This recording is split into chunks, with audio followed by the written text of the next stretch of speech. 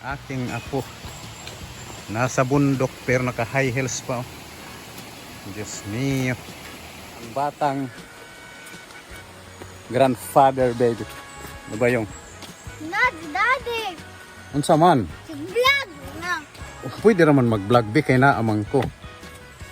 Ah. Magreklamo ka pa. Naka high heels yan ha. Pabida-bida rin yan. Oh, high heels sa bundok. Nasa ano kami sa waterfalls. Pero naka high heels, naligo yan with high heels.